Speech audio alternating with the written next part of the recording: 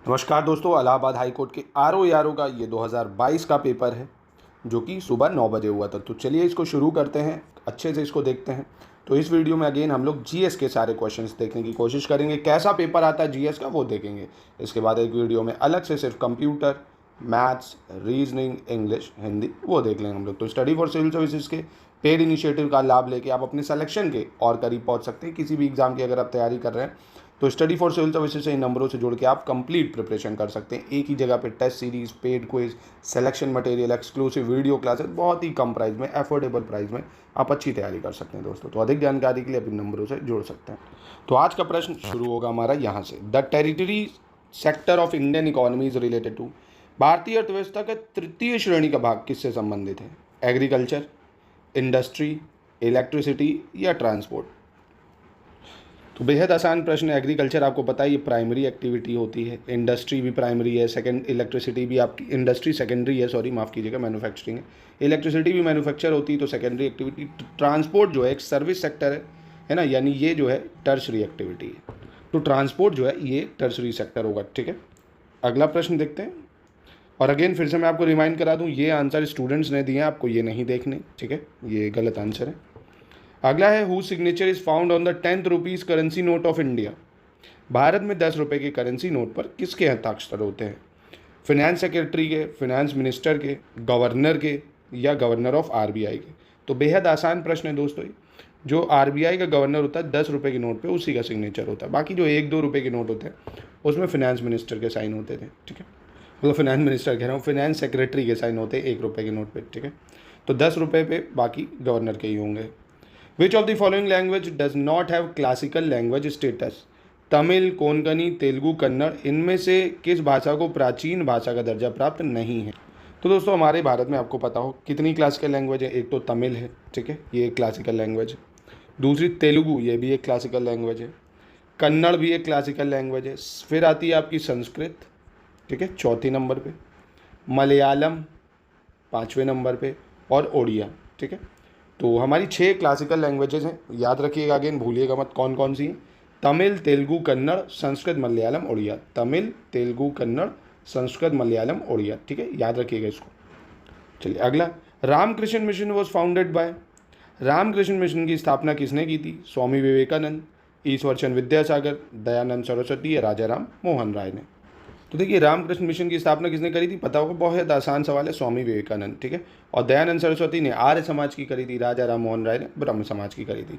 और window remarriage के लिए काम करा था ईश्वर चंद्र विद्यासागर ने। ठीक है, अगला है which of the following is not an indirect tax. ठीक है, 2 तरह के टैक्स होते हैं, एक डायरेक्ट टैक्स होता है, एक इनडायरेक्ट टैक्स होता है। कौन सा कह रहा है इनमें से अप्रत्यक्ष कर नहीं है? अब देखिए डायरेक्ट टैक्स जो आपसे लिया जाता है ना, जैसे इनकम टैक्स है ना, सीधा आप और सरकार को देते हो। अब इनडायरेक्ट टैक्स क्या होता है? जो जैसे जीएसटी है, ये एक इनडायरेक्ट टैक्स है ना, आपने दुकानदार को पे करा, वो फिर वहाँ पे करेगा। तो ऐसे ही sales tax, gift tax, excise duty और कस्टम ड्यूटी, इनमें से कौन सा इनडायरेक्ट टैक्स नहीं है?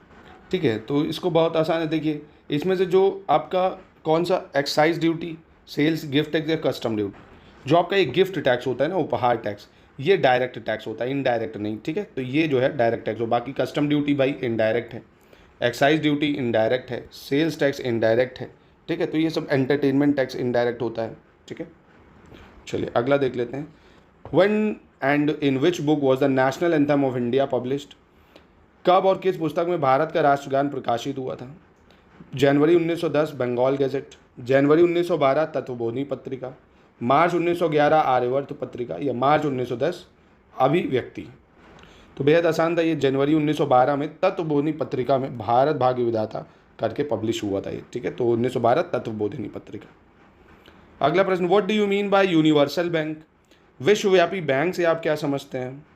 अ bank operating in several countries, a bank providing banking services to all section of society, a bank that offer services to universities या a bank that offer a wide range of banking and financial service? ठीक है, तो हिंदी में देख लेते हैं। एक bank जो कई देशों में कार्यरत है, एक बैंक जो समाज के सभी वर्गों को बैंकिंग सेवा दे रहा है, एक बैंक जो विश्वविद्यालयों को सेवाएं देता है, या एक बैंक जो व्यापक स्तर पर बैंकिंग और वित्तीय सेवाएं देता है?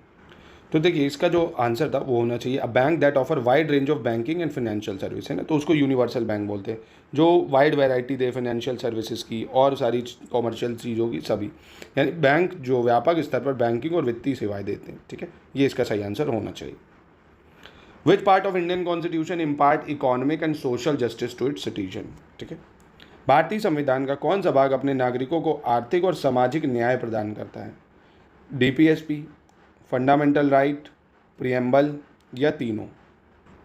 देखिए ऐसे ओवरऑल डायरेक्टली देखेंगे तो प्रियम्बल में मेंशन है ना, economic, social, political justice, 3 type का जस्टिस प्रियम्बल में मेंशन है, we the people of India having solemnly resolve करके, ठीक है।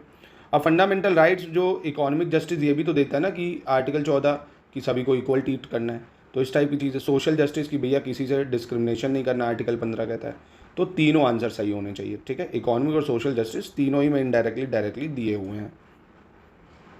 अगला प्रश्न है when was Telangana state formed, Telangana कब बना था? 2 जून 2015, 10 मई 2014, 1 नवंबर 2014 या 2 जून 2014 को? तो दोस्तों तेलंगाना आपको पता होगा आंध्र प्रदेश अलग हो गए, 2 जून 2014 को बना था। अगला कह रहा है which of the following is not a source of revenue for the central government, निम्नलिखित में से कौन एक केंद्र सरकार के लिए राजस्व का स्रोत नहीं है?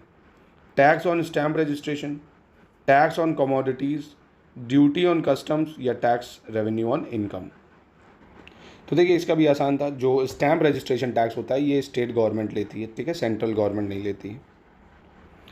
Bihu folk dance is associated with which of the following state, आसान था ये भी काफ़ी ज़्यादा। बिहू लोक नृत्य किस राज्य से संबंधित है?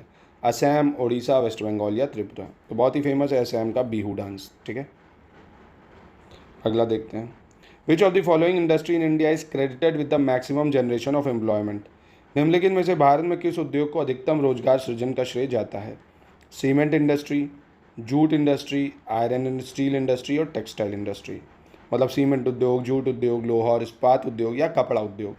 देखिए ऐसे इंडिया को देखा जाए तो टेक्सटाइल इंडस्ट्री में सबसे ज़्यादा जो है ग्रोथ जनरेट होती है, ठीक है, बाकी ये वैरी करती रहती है करंट के, बजट के, इकोनॉमिक सर्वे के अकॉर्डिंग, ठीक है, तो ऐसे देखा जाए तो टेक्सटाइल इंडस्ट्री करेगी। With you all the way is the tagline of which bank, with you all the way किस बैंक का प्रचार वाक्य है? आरबीआई का, एसबीआई का, पंजाब नेशनल बैंक का या बैंक ऑफ इंडिया का? तो ये बड़ा ही फेमस है भैया एसबीआई का, with you all the way, ठीक है, प्योर बैंकिंग, नथिंग एल्स। अगला देखते हैं hornbill festival which occur in December month every year is held in which state, hornbill पर्व प्रतिवर्ष दिसंबर मास में किस प्रदेश में आयोजित होता है? नागालैंड, सिक्किम, मेघालय या गोवा? तो ये बड़ा फेमस त्यौहार है नागालैंड का हॉर्नबिल फेस्टिवल, पता होगा ये आपको।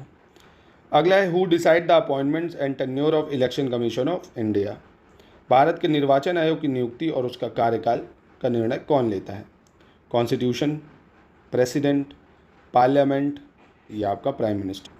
अब देखिए यहाँ पे एक दिक्कत है, इलेक्शन कमीशन जो है इसको अपॉइंट तो प्रेसिडेंट करता है, ठीक है, पर अपने मन से नहीं कर सकता, उसके लिए 3 मेंबर की कमेटी बनती है जिसमें एक पीएम होगा भैया, ठीक है, दूसरा कौन होता है? दूसरा एक लीडर ऑफ अपोजिशन होता है और बाकी एक मिनिस्टर और होगा जिसको भी पीएम अपॉइंट कर देगा। तो 3 लोग जो रिकमेंड करते हैं, प्रेसिडेंट उसी को अपॉइंट करता है और इसका टेन्योर जो होता है वो 6 साल होता है, ठीक है, 6 साल के लिए होता है मैक्सिमम टेन्योर। तो इलेक्शन कमीशन ऑफ इंडिया का अपॉइंटमेंट कैसे होगा?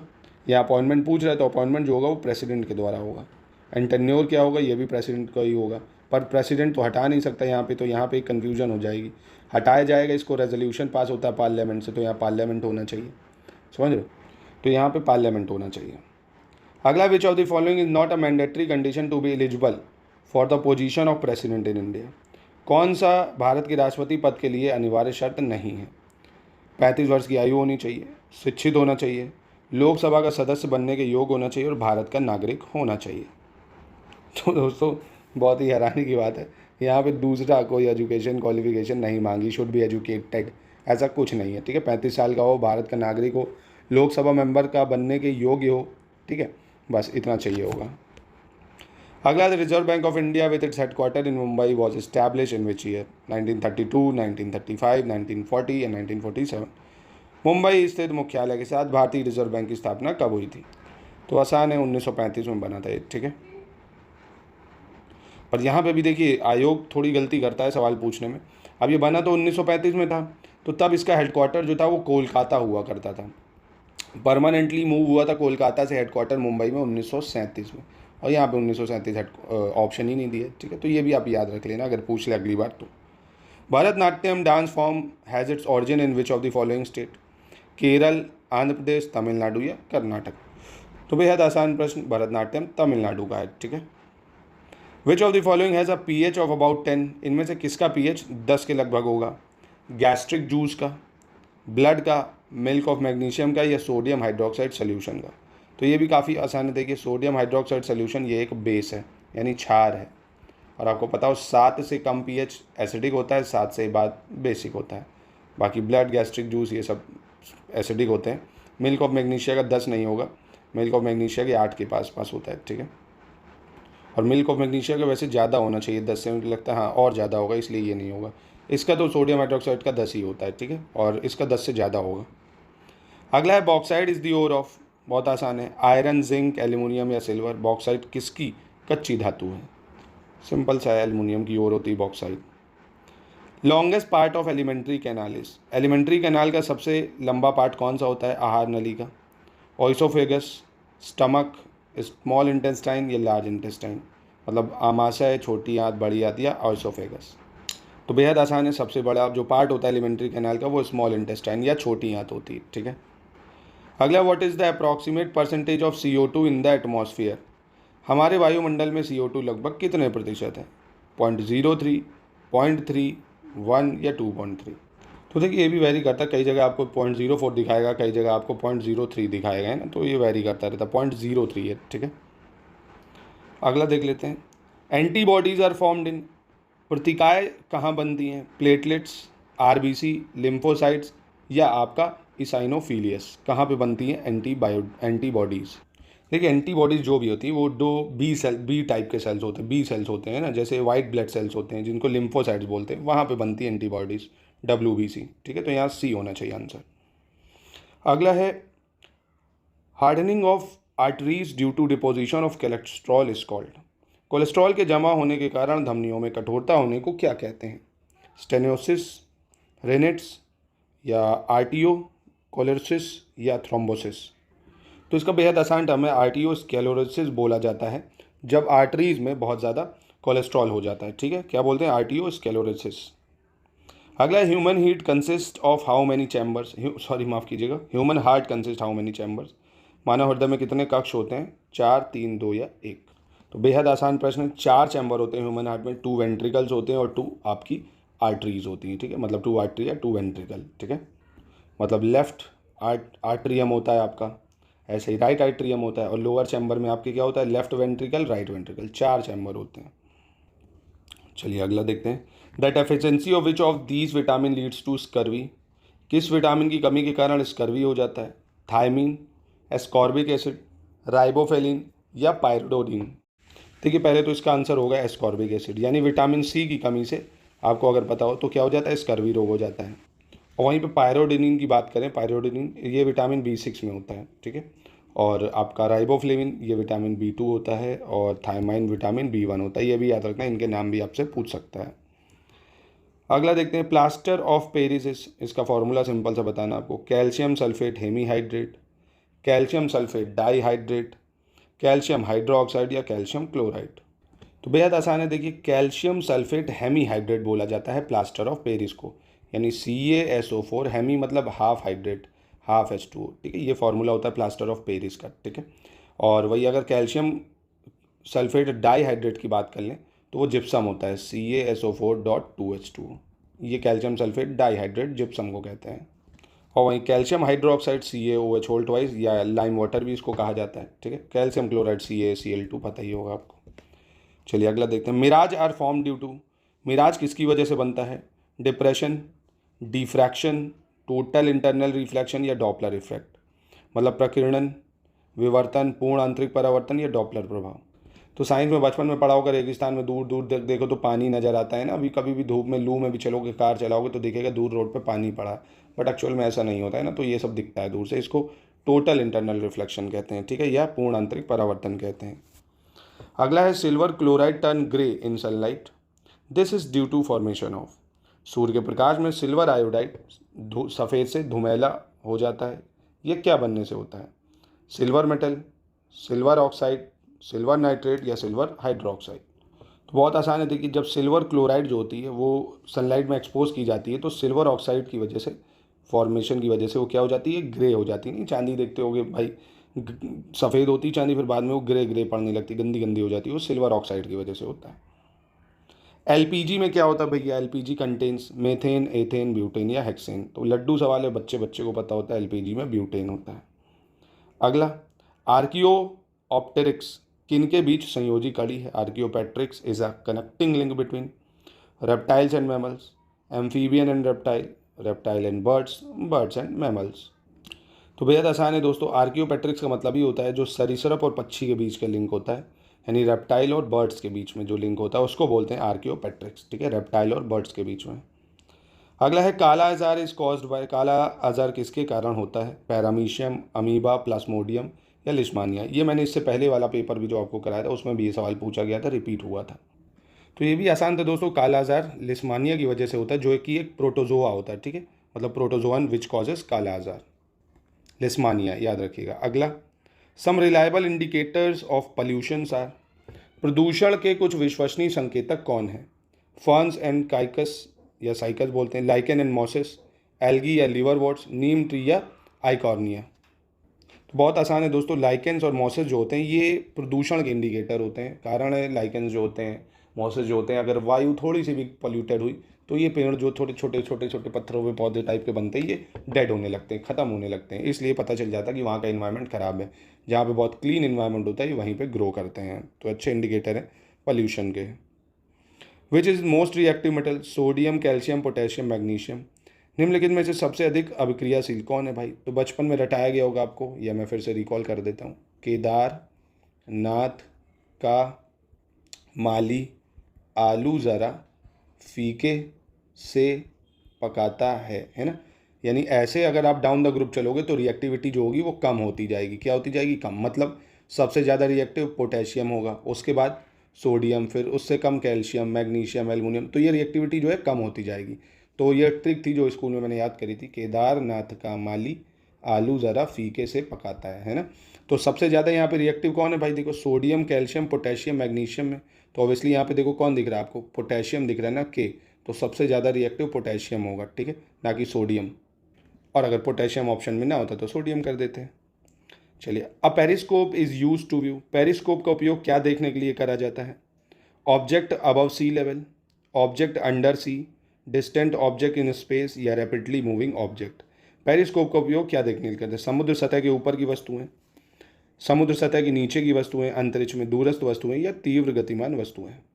ये देखिए, इसको पेरिस्कोप कहते हैं। तो समुद्र के अंदर देखना होता तो पेरिस्कोप का यूज़ करते हैं, अंतरिक्ष में देखना तो वो टेलीस्कोप है। मैंने कहा आपको इमेज दिखा दूँ एक बार तो अच्छा याद रहेगा। तो पेरिस्कोप के लिए क्या होता है भाई? समुद्र सतह के ऊपर की वस्तुएं नहीं, ऑब्जेक्ट अंडर द सी, समुद्र के नीचे की वस्तुएं देखने के लिए काम आता है ये, ठीक है। चलिए, अब अपने हिस्ट्री के प्रश्न शुरू होते हैं, उसको देखते हैं। कह रहा, who founded the city of Gwalior, Gwalior शहर किसके द्वारा स्थापित किया गया था? माधवराव सिंधिया, बाजीराव सिंधिया, महाजीराव सिंधिया या जीवाजीराव सिंधिया। तो इसका आंसर होगा दोस्तों महाजी सिंधिया, ठीक है। महाजी सिंधिया ने ग्वालियर शहर की स्थापना करी थी, ठीक है। अगला है, तंजौर का राज राजेश्वर मंदिर किसको समर्पित है? Raj Rajeshwar temple in Tanjore is dedicated to which god? Vishnu, Shiva, Surya या इंद्र। तो ये दोस्तों लॉर्ड शिव को डेडिकेटेड है, ठीक है, लॉर्ड शिव। अगला है, who is the guardian of the Indian constitution? बहुत ही आसान है, भारत संविधान का संरक्षक कौन है भैया? कौन है? राष्ट्रपति, सुप्रीम कोर्ट, पीएम या इलेक्शन कमीशन? अब बताओ, पीएम के हाथ में होगा, इनके हाथ में होगा तो ये कहाँ ही बच पाएगा? तो सुप्रीम कोर्ट इसका संरक्षक है, सिंपल सी बात। The community of warriors called Khalsa was organize under which Sikh guru? ये भी हम लोग इससे पहले वाले पेपर में देख चुके हैं कि खालसा कहे जाने वाले योद्धाओं का समुदाय किस सिख गुरु के अंतर्गत बना था? गुरु अर्जुन देव होना चाहिए, गुरु गोविंद सिंह जी, गुरु तेग बहादुर जी, गुरु हरगोविंद जी। गुरु गोविंद सिंह जी के द्वारा बना था ये, ठीक है। Capital of Chhatrapati Shivaji kingdom was, Chhatrapati Shivaji के साम्राज्य की राजधानी कौन सी थी? पुणे, रायगढ़, करवार या पुरंदर? तो इनकी जो राजधानी थी वो क्या थी? रायगढ़ थी, ठीक है, रायगढ़। अगली, name the labour leader who become the president of India and has the national labour institute named after him. एक श्रमिक नेता जो भारत के राष्ट्रपति बने और उनके नाम पर राष्ट्रीय श्रमिक संस्थान भी है। वीवी गिरी, के आर नारायणम, वी संजीवा रेड्डी या जाकिर हुसैन। तो बहुत आसान था दोस्तों, वीवी गिरी के नाम पे नेशनल लेबर इंस्टीट्यूट का नाम बदला गया था 1995 में। ठीक है, वीवी गिरी लेबर इंस्टीट्यूट। अगला कह रहा था mistake poet Mirabai a bhakti saint was, fill in the blanks भरना है इसका, क्या आंसर सही होगा। Daughter of priest from Gujarat, born in a Rajput royal family and married to Rajput prince, a noble Rajput woman who never married, from a Gujarati Rajput family married to a commoner। अगर हिंदी में देखें तो एक भक्ति संत रहस्यवादी कवित्री मीराबाई, क्या है इसके लिए सही। गुजरात के एक पुजारी की बेटी थी। इनका जन्म एक राजपूत शाही परिवार में हुआ था और उनका विवाह एक राजपूत राजा से हुआ था। एक महान राजपूत स्त्री थी जिनका विवाह कभी नहीं हुआ। एक गुजराती राजपूत परिवार से थी और उनका विवाह एक सामान्य जन से हुआ था।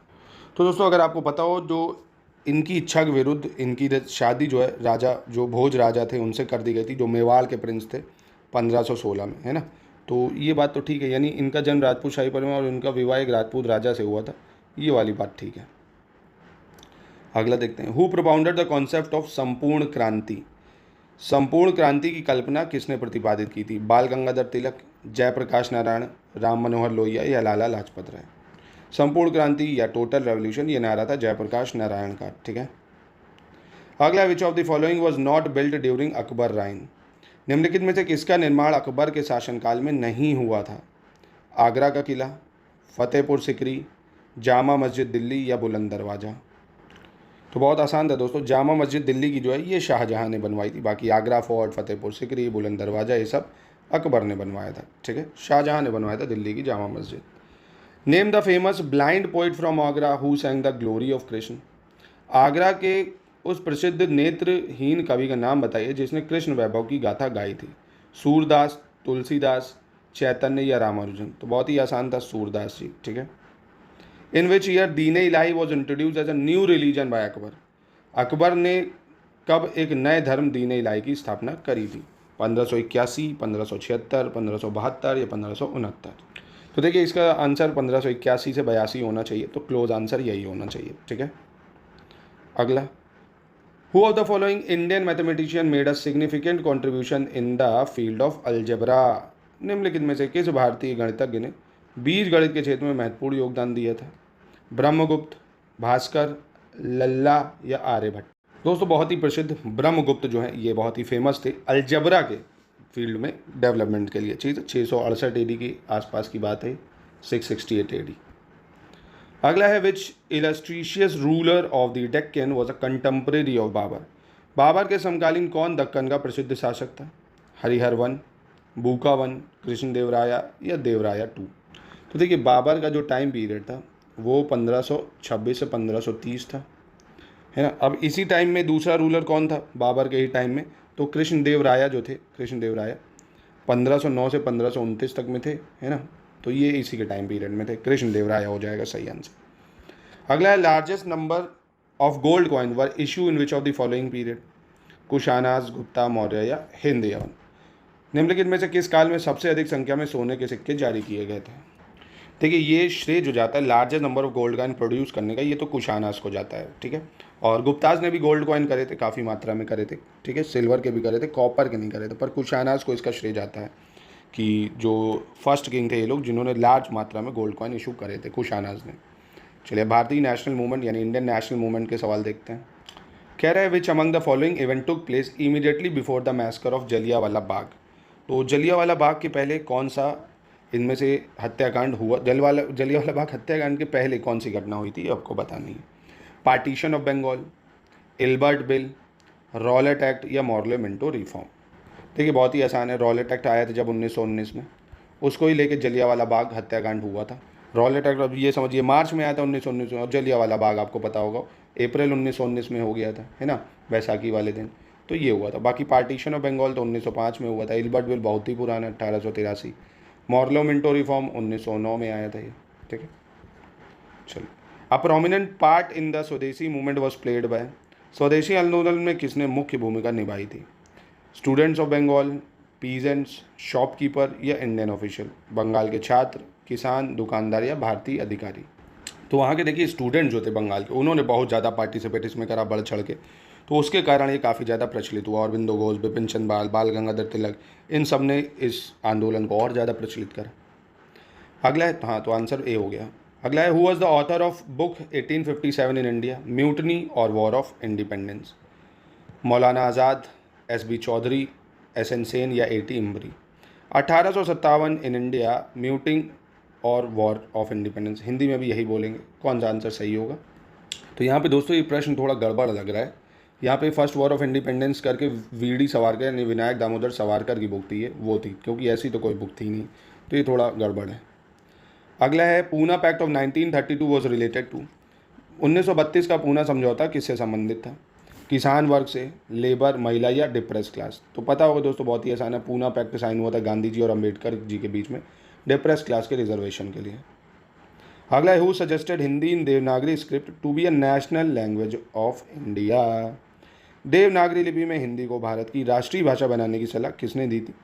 बाल गंगाधर तिलक ने, गोपाल कृष्ण गोखले ने, वी डी सावरकर ने या राजेंद्र प्रसाद ने? तो ये बाल गंगाधर तिलक ने सजेस्ट करा था। किसने? बाल गंगाधर तिलक ने, ठीक है। अगला है, who among the following was a militant nationalist turned spiritualist? निम्नलिखित में से कौन युयुत्सु राष्ट्रवादी से परिवर्तित अध्यात्मवादी थे? सुब्रमण्यम भारती, विनोबा भावे, स्वामी विवेकानंद या अरबिंदो घोष?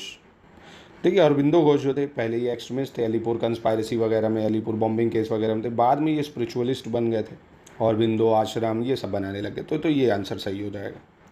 अगला, who among the following has written the book Gulamgiri? Gulamgiri पुस्तक के रचयिता कौन है? ईश्वर चंद्र विद्यासागर, विनोबा भावे, ज्योतिबा फुले या आपके दादू दयाल? तो ये भी बेहद आसान है, ज्योतिबा फुले इसके ऑथर हैं। अगला, during which of the following movement did Mahatma Gandhi remark on bended knees, I ask for bread and received stone instead? मतलब इनका कहना है किस आंदोलन में गांधी जी ने कहा था, झुके हुए घुटनों से मैंने रोटी मांगी और बदले में पत्थर मिले? Khilafat movement, non cooperation movement, Dandi march या भारत छोड़ो आंदोलन? तो बहुत ही फेमस कोट था दांडी मार्च के दौरान, जो कि 12 मार्च 1930 से शुरू हुआ था दांडी मार्च, ठीक है। तो काफ़ी फेमस है ये स्टेटमेंट, आंसर हो जाएगा इसका 3, ठीक है। अगला प्रश्न देखते हैं, moderates and extremist of Indian national Congress deferred mainly on the issue of? भारतीय राष्ट्रीय कांग्रेस के उदारवादी और चरमपंथी मुख्य रूप से किस बात पर भिन्न थे? स्वराज, स्वदेशी, बायकॉट या नेशनल एजुकेशन? देखिए 1905 में जब पार्टीशन ऑफ बंगाल हुआ था तो बायकॉट मूवमेंट चला था, ठीक है, बायकॉट मूवमेंट चला। अब ये बायकॉट मूवमेंट चाह रहे थे पूरे देश में चले, और मॉडरेट चाह रहे थे नहीं, अभी देश इसके लिए तैयार नहीं है, पूरे देश में अभी ये नहीं चल सकता। तो ये बहिष्कार वाले जो मूवमेंट पे था, बायकॉट मूवमेंट पे, उसको लेके थोड़ा इसमें डिफरेंस आ रहे थे, तभी जाके फिर 1907 में सूरत में स्प्लिट हो जाते हैं मॉडरेट और extremist. Eight which place did the Indian national Congress adopted the resolution of पूर्ण स्वराज? किस स्थान पर भारतीय राष्ट्रीय कांग्रेस ने पूर्ण स्वराज के संकल्प को अपनाया था? कलकत्ता, लाहौर, दिल्ली या कराची? तो पूर्ण स्वराज आपको पता होगा दोस्तों कब आया था, 1929 के लाहौर अधिवेशन में, ठीक है। चलिए अगला देखते हैं, who was sentence to death and subsequently executed for his role in the Muzaffarpur conspiracy case? Muzaffarpur षड्यंत्र कांड में किसे मौत की सजा दी गई और बाद में उनकी भूमिका के लिए निष्पादित किया गया? खुदीराम बोस, बिनोय बसु, जतिन नाथ बोस या रासबिहारी बोस? तो ये थे खुदीराम बोस दोस्तों, प्रफुल्ल चक्की और खुदीराम बोस ने जो बॉम्बिंग करी थी मुजफ्फरपुर केस में। अगला, Swaraj party was the outcome of which of the following incident? Swaraj party जो सी आर दास में बनाई थी 1923 में, किसकी वजह से बनी? Chaura Chauri, quit India movement, arrival of Simon commission या बरदौली सत्याग्रह? तो आसान था ये, चौरा चौरी, जब गांधी जी ने नॉन कॉपरेशन को विड्रॉ कर लिया था, उससे नाराज होकर मोतीलाल नेहरू और सी आर दास ने बनाई थी क्या, कौन सी पार्टी? स्वराज पार्टी 1923 में, ठीक है। विच among the following act introduce provincial autonomy? कौन से एक्ट ने प्रांतीय स्वायत्तता का प्रस्ताव दिया था? Government of India act 1858, government of India act 1935, Indian council act 1892 या गवर्नमेंट ऑफ इंडिया एक्ट 1990? तो बहुत ही आसान था दोस्तों, प्रोविंशियल ऑटोनॉमी जो थी, प्रांतियों में जो ऑटोनॉमी थी वो दी गई थी 1935 में। कब दी गई थी? 1935 में दी गई थी, गवर्नमेंट ऑफ इंडिया एक्ट 1935, ठीक है, क्योंकि डिवीजन ऑफ पावर हो गया था between centre and province, centre में दायर किया कि प्रोविंस में ऑटोनॉमी दे दी जाएगी। Who was known as heroine of quit India movement? भारत छोड़ो आंदोलन की नायिका किसे कहा जाता है? अरुणा आसाफ अली, सरोजनी नायडू, सुचेता कृपलानी या कस्तूरबा गांधी। तो बहुत ही फेमस है अरुणा आसफ अली, इनको जो है heroine of quit India movement भी कहा जाता है या grand old lady of independence movement भी कहा जाता है इनको, ठीक है। अब चलिए अब हम लोग देखते हैं एग्रीकल्चर के प्रश्न। अगला प्रश्न देखते हैं अब एग्रीकल्चर का जो है, कह रहा है India hold dash largest agriculture land in the world, fill in the blank with the correct option. विश्व में भारत के पास कितनी सबसे बड़ी कृषि भूमि है? दूसरी, तीसरी, चौथी या पांचवी? तो देखो नंबर 1 पे यूएसए आता है, ठीक है। उसके बाद कृषि क्षेत्र में, कृषि भूमि में दूसरे नंबर पे भारत आता है, ठीक है। लेटेस्ट डाटा के अकॉर्डिंग मैं बता रहा हूँ आपको।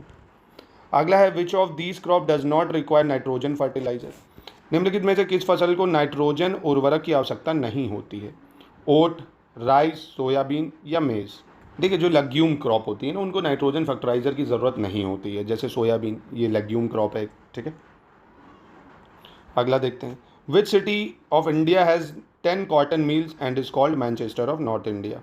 भारत के किस शहर में कपास की 10 मिलें हैं और यह उत्तर भारत का मैनचेस्टर कहा जाता है? लखनऊ, कानपुर, वाराणसी या बरेली? तो बड़ा फेमस है हमारा कानपुर। अगला है showing time for kharif crop.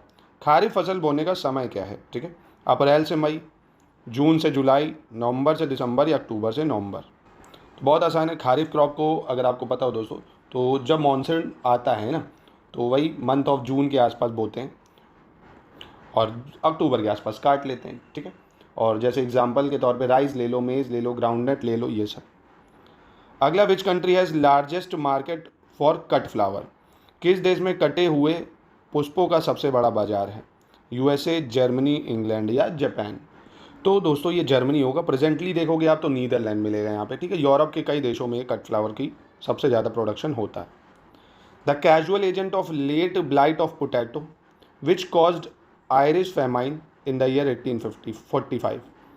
आलू की विलंबित अंगमारी जिसके कारण 1845 में आयरिश भुखमरी हुई थी, उसका रोग कारक कौन है?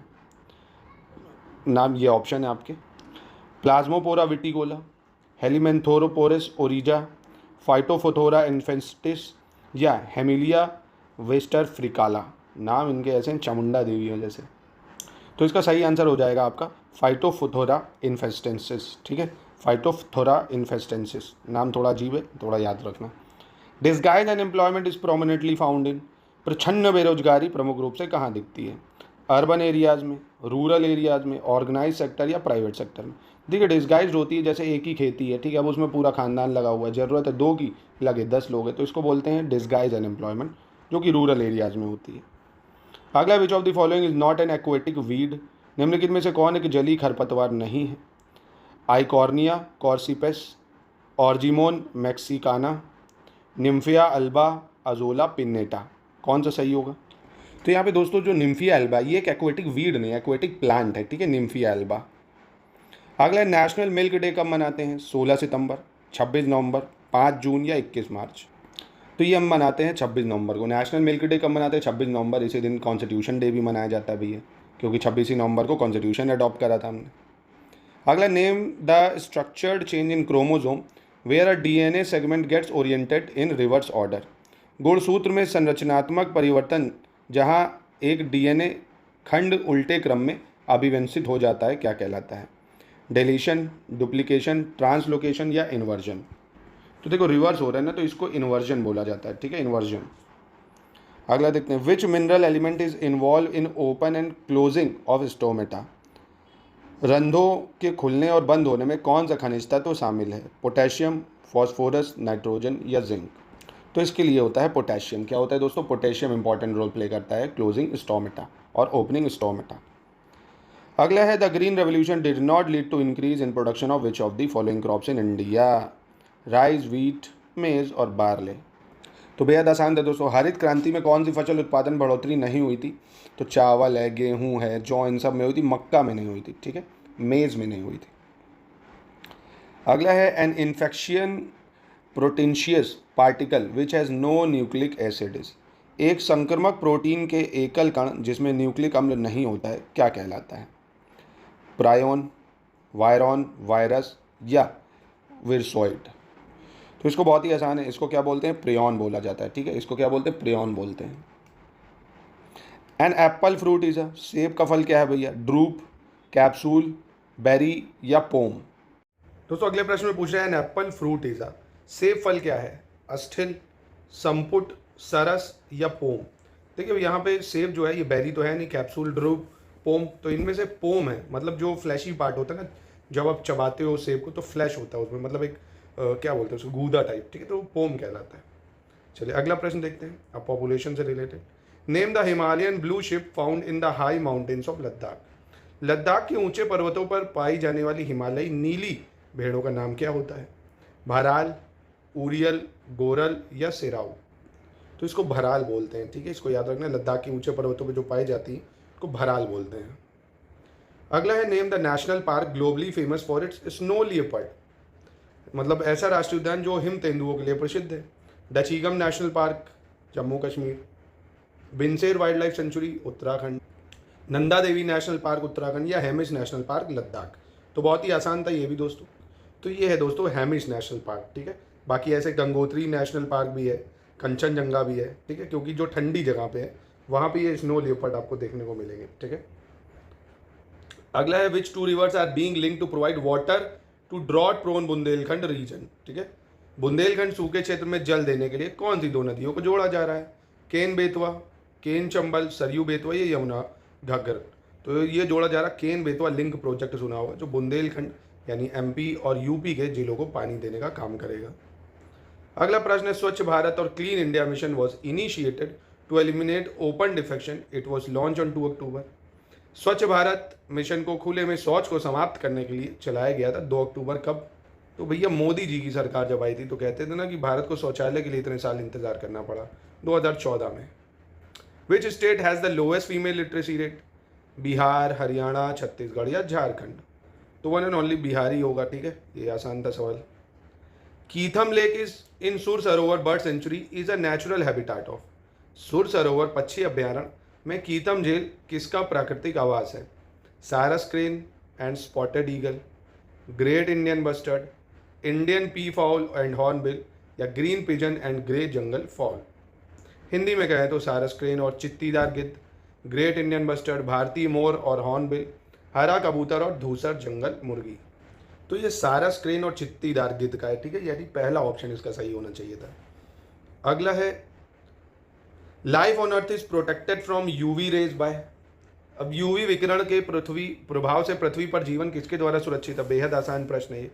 Ozone in stratosphere, methane near earth surface, ozone in troposphere या क्लोरोफ्लोरोकार्बन इन एटमॉस्फेयर? तो देखो कितना आसान है, यानी आपको पता है यूवी रेज से हमें कौन बचाता है? जो समताप मंडल में ओजोन लेयर होती है ना, वो हमें बचाती है।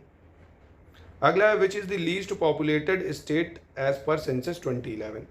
सिक्किम, मिजोरम, अरुणाचल प्रदेश या नागालैंड? तो ये भी बहुत आसान था, सिक्किम जो है लीस्ट पॉपुलेटेड है, ठीक है, 2011 के सेंसस के अकॉर्डिंग। अगला है the purpose of XYZ classification of cities in India is. Bharat में शहरों का XYZ वर्गीकरण का उद्देश्य क्या है? Medical infrastructure, income deduction, application of GST rule या हाउस रेंट अलाउंसेस स्लैब्स? देखिए XYZ सिटीज़ डिवाइड करा जाता है हाउस अलाउंस और जो स्लैब मिलते हैं सरकारी लोगों को, है ना, A सिटी में रहते हैं कि B में रहते हैं कि C में, उसी हिसाब से house rent allowances slab distribute होते हैं मकान किराया भत्ता के स्तर के लिए। अगला है the permissible noise limit in silent zone during the day laid down by CPCBs।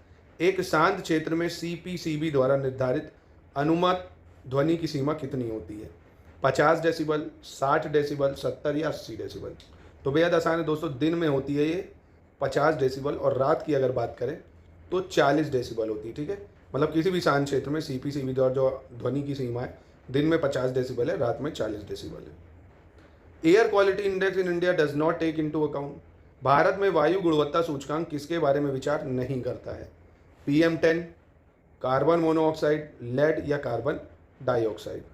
देखिए एयर क्वालिटी इंडेक्स में जो हम चीज़ें लेते हैं 8 पोल्यूटेंट मेनली लेते हैं। एक PM10 पॉइंट लेते हैं, मतलब PM10 पार्टिकल, PM2 लेते हैं, ओजोन ले लेते हैं, ठीक है, और सल्फर डाइऑक्साइड है, नाइट्रोजन डाइऑक्साइड है, कार्बन मोनोऑक्साइड है, एक सेकेंड माफ़ कीजिएगा, कार्बन मोनोऑक्साइड है और लेड है आपका, और अमोनिया भी ले लेते हैं, ठीक है। कार्बन डाइऑक्साइड नहीं लिया जाता है इसमें, ठीक है, तो ये आंसर नहीं होगा। एयर क्वालिटी की बात कर रहा था ना यहाँ पे। अगला है UP population policy aims to bring down the total fertility among women to 1.9 by which year. UP जनसंख्या नीति का किस वर्ष तक महिलाओं में कुल प्रजनन दर कम करके 1.9 तक लाने का लक्ष्य है? 2026, 2030, 2036 या 2042? तो टोटल फर्टिलिटी रेट 1.9 हमें लाना है यूपी में, हमने लक्ष्य रखा है 2030 तक रखा है। कब रखा है? 2030 तक, ठीक है। Which of the following is not satellite city? इनमें से कौन एक सैटेलाइट शहर नहीं है? गांधीनगर, अहमदाबाद, मोहाली या मुरादाबाद? ठीक है, बहुत आसान है ये भी। तो पहले तो ये समझो सैटेलाइट सिटी क्या होती है। सैटेलाइट सिटी होती है smaller city that are near to a large city that is the centre of metropolitan area. इसको आसान भाषा में अगर कहें मतलब कोई बड़े शहर के पास में ही कोई ऐसी एडवांस सिटी जो है, ठीक है। जैसे मुरादाबाद ये एक सैटेलाइट सिटी नहीं है। जैसे गुरुग्राम सैटेलाइट सिटी है आपकी, नवी मुंबई सैटेलाइट सिटी क्योंकि मुंबई आपकी मेन सिटी है, ठीक है, इस तरह से। अगला, the organisation that makes periodic assessment of the impact of increasing carbon monoxide in air on global climate changes. विश्व जलवायु परिवर्तन पर वायु में कार्बन डाइऑक्साइड की बढ़ती मात्रा का आवधिक मूल्यांकन कौन सा संगठन करता है? यूएनईपी, आईपीसीसी, आईयूसीएन या डब्ल्यूएचओ?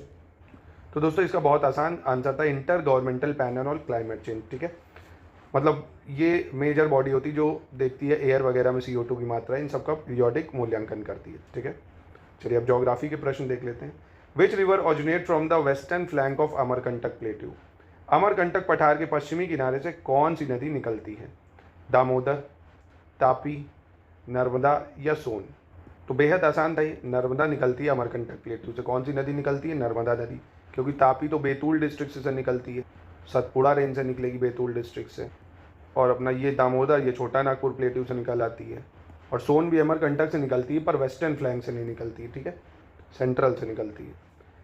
अगला है main mineral constitute of crust on the continental masses. महाद्वीपी खंडों की पपड़ी में मुख्य खनिज अवयव कौन से हैं? ठीक है, अर्थ क्रस्ट में silica iron, iron nickel, magnesium nickel या सिलिका एल्यूमिनियम? तो बहुत ही ज़्यादा आसान है दोस्तों। अर्थ क्रस्ट को क्या बोलते हैं? सियाल बोलते हैं ना, सिलिका और एल्यूमिना, सिलिका और एल्यूमिना, क्योंकि मेंटल में सीमा बोलते हैं, सिलिका और मैग्नीशियम मिल जाता है। कोर में नाइफे बोलते हैं, निकेल और आयरन मिल जाता है, ठीक है। बेसिक सवाल आते हैं जीएस के पास। Indian wild ass is near threatened species found in? संकट के कागार पर आई भारतीय जंगली गधे की प्रजातियां कहाँ पाई जाती हैं? सुंदरबन, रन ऑफ कच्छ, वेस्टर्न घाट या ईस्टर्न घाट? तो बड़ा फेमस है वाइल्ड एस, आपको रन ऑफ कच्छ में मिल जाएंगे। Name the mountain range found in USA? Andes, Ural, Atlas या रॉकीज? तो बेहद लड्डू सवाल आते हैं। देखो रॉकीज आपको पता है यूएसए में मिलेंगे, ठीक है। एटलस अफ्रीका कॉन्टिनेंट में, अल्जीरिया, मोरक्को, तुनीशिया में मिल जाएगा। कहाँ पे? Algeria, Morocco, Tunisia. यूराल आपको पता होगा, यूराल यूरोप में इधर पड़ता है, रशिया के साइड पे, जो यूरोप को रशिया से अलग करता है। एंडीज पूरे साउथ अमेरिका में पड़ जाएगा। अगला है quadrilateral security dialogue is between? जो क्वाड है वो किन देशों का समूह है? Australia, New Zealand, Indonesia, Malaysia, Thailand, Indonesia, Vietnam, USA, Japan, Turkey, Brazil या ऑस्ट्रेलिया, यूएसए, जापान, इंडिया? तो क्वाड ग्रुप पता होगा दोस्तों, यूएसए, ऑस्ट्रेलिया, जापान, इंडिया का एक ग्रुप है जिसको क्वाड ग्रुप कहते हैं, ठीक है, ऐसे इंडियन ओशियन में। अगला है Bermuda island is an overseas territory of United Kingdom in? कौन से द्वीप में है, मतलब ओशियन में है ये? यूनाइटेड किंगडम का विदेशी क्षेत्र बरमुडा द्वीप। Indian ocean, north Atlantic ocean, south Pacific ocean या मेडिटेरेनियन सी? तो ये दोस्तों नॉर्थ अटलांटिक ओशियन में है ना, वही बरमुडा ओवरसीज जो आइलैंड है यूएसए वाले इस तरफ पड़ेगा, है ना, नॉर्थ अटलांटिक ओशियन में। अगला, the atmospheric air is held to the earth by? वायुमंडल की वायु पृथ्वी से किसकी द्वारा जुड़ी है? देख लो कितने लड्डू टाइप के सवाल हैं। मॉइस्चर, वार्म विंड, ग्रेविटी या अर्थ रोटेशन? तो ऑब्वियसली बाहर मतलब जो अर्थ है, अर्थ में ग्रेविटी है जिसकी वजह से एटमॉस्फेयर को ऐसे अपनी तरफ खींच के रखती है, सिंपल सी चीज़। Name the first person to discover mainland Antarctica? Antarctica की खोज करने वाला पहला व्यक्ति कौन था? James Cook, Roald Amundsen, Fabian Bellingshausen या तस्मान? तो ये था दोस्तों फेबियन वेलिंगसॉसन, ठीक है, जिसने अंटार्कटिका के मेनलैंड की खोज करी थी। अगला, headquarters of the world meteorological organisation in? विश्व मौसम संगठन का हेडक्वार्टर कहाँ है? टोक्यो, सिडनी, जेनेवा या वाशिंगटन डीसी? तो बहुत आसान, जिनेवा स्विट्जरलैंड में है, वर्ल्ड मेट्रोलॉजिकल ऑर्गेनाइजेशन का हेडक्वार्टर, ठीक है। अगला कह रहे हैं Ural mountains are located in, अभी देखो ऊपर बताया ना, यूराल ब्राज़ील, रशिया, मंगोलिया या ताइवान, तो कहाँ पे? रशिया में है। What part of India is a part of Sundarban biodiversity hotspot, Bharat का कौन सा भाग सुंदरलैंड जैव विविधता हॉटस्पॉट का भाग है? मिजोरम, लक्षद्वीप आइलैंड, निकोबार आइलैंड या त्रिपुरा? तो इसे सुंदरलैंड नहीं बोलते, सुंडालैंड बोलते। तो ये थोड़ा मिसप्रिंट है आयोग की तरफ से। सुंडालैंड में कौन आता है? ये जो निकोबार आइलैंड आते हैं, ये सब सुंडालैंड का पार्ट है, ठीक है भाई। वेस्टर्न घाट है, हिमालयाज है, इंडो बर्मा है, सुंडालैंड है, तो सुंडालैंड में निकोबार आइलैंड आ जाता है।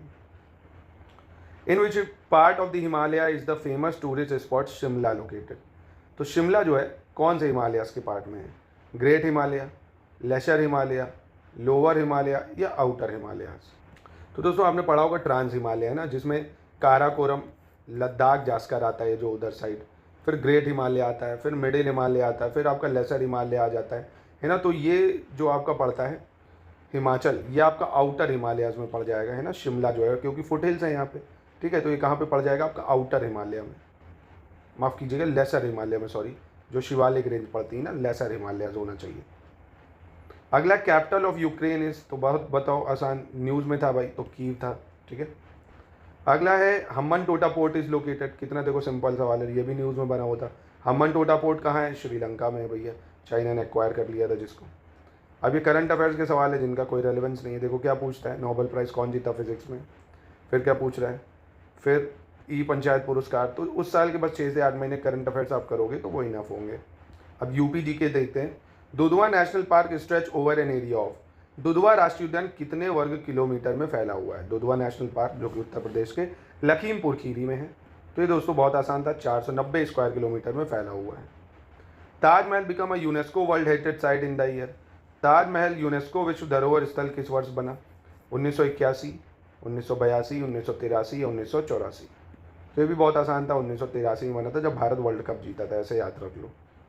In which district of Uttar Pradesh is Shora dance a tribal dance form, जनजातीय नृत्य शोर नृत्य उत्तर प्रदेश के किस जिले से संबंधित है?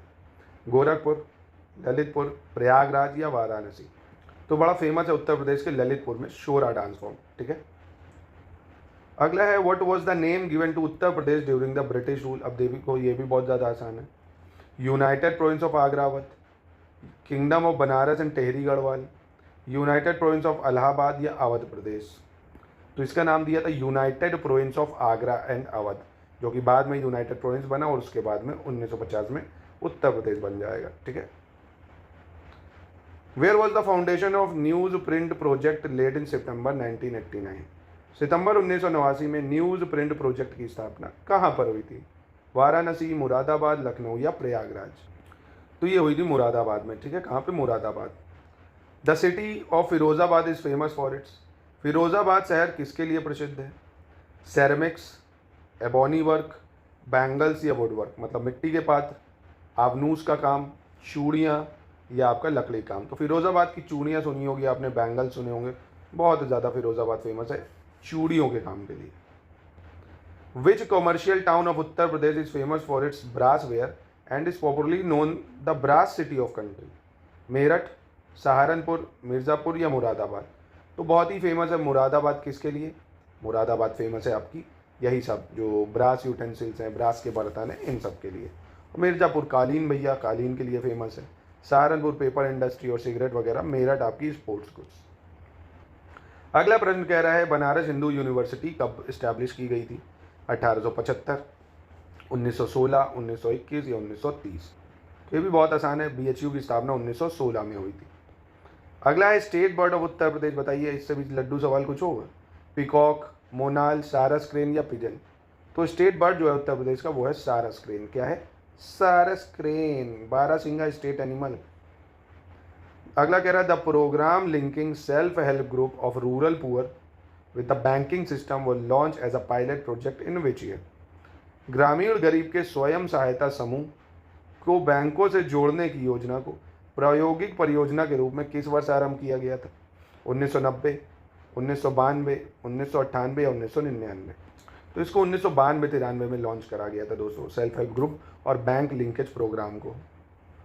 अगला कह रहा है where is the largest diesel electronic locomotive manufacturing workshop India located. Bharat की सबसे बड़ी डीजल विद्युत रेल इंजन निर्माण कार्यशाला कहाँ पर है? वाराणसी, कानपुर, लखनऊ या मेरठ? तो इसकी स्थापना वाराणसी में करी गई थी। ठीक है। अगला कह रहा है in which district Nawabganj bird sanctuary located. Nawabganj पंछी अभ्यारण्य कहाँ पे है? बरेली, उन्नाव, बदुआ या बदायूं जिला, माफ़ कीजिएगा, या बाराबंकी जिला? तो ये भी बहुत आसान था, उन्नाव डिस्ट्रिक्ट में है आपका नवाबगंज बर्ड सेंचुरी। अगला प्रश्न कह रहा है which of the following is not a historical monument of Lucknow. निम्नलिखित में से कौन सा ऐतिहासिक स्मारक लखनऊ में नहीं है? रूमी दरवाज़ा, छोटा इमाम बाड़ा, खुसरो बाग या जामा मस्जिद? तो देखो कितना आसान, जामा मस्जिद है तो दिल्ली में है भैया। अगला कह रहा है name the town which is called mango capital of India. उस शहर का नाम बताइए जो भारत की आम राजधानी कहलाता है। प्रयागराज, मुरादाबाद, मलिहाबाद या बरेली?